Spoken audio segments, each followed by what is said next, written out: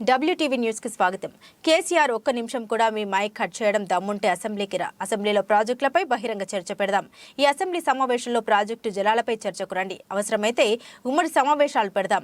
2 రోజుల ప్రాజెక్టుల శ్వేతపత్రంపై చర్చిద్దాం. 2 రోజులు కావాలంటే సమావేశాలు పొడిగిద్దామన్నారు కేసీఆర్. కేటీఆర్, హరీష్, కవితారావు అందరు రండి. నీకు నిజాయితీ, చిత్తశుద్ధి ఉంటే సమావేశాలకు హాజరవ్వాలి.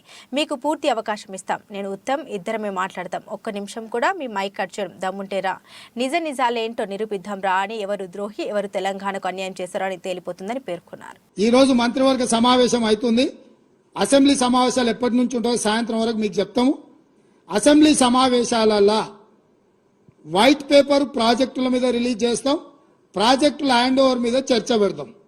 48 గంటలు నువ్వు కోరుకుంటే ఇంకెక్కువ కావాలన్నా తలుపులు మూద్దాం, భోజనాలు అక్కడనే పెడతాం, బట్టలు తెచ్చుకో, మేము వస్తాం. మామ అల్లుడు మీరు ఇద్దరు రాండి, లేకపోతే ఎంబడి కొడుకుని తెచ్చుకోరు, అవతల మీ బిడ్డ ఉంటే ఆమెను కూడా ఉమ్మడి సమావేశాలు పెడతాం. ఒకవేళ చర్చ చేద్దామంటే శాసన మండలి, శాసనసభ ఉమ్మడి సమావేశాలు ప్రత్యేకంగా ప్రాజెక్టుల మీద, జలాల మీద చర్చ పెడతాము. మాకెవ్వరు లేరు. నేను మా ఉత్తమ్ కుమార్ రెడ్డి గారు ఇద్దరమే మాట్లాడతాం. సంబంధిత శాఖ మంత్రిగా వారు మాట్లాడతారు, ముఖ్యమంత్రిగా నేను మాట్లాడతా. చంద్రశేఖరరావు, హరీష్ రావు, తారక రామారావు, కవితారావు నలుగురు మీరు ఒకరి తర్వాత ఒకరు అలచిపోకుంటే ఎంతసేపు అయినా మాట్లాడదాం, చర్చ చేద్దాం.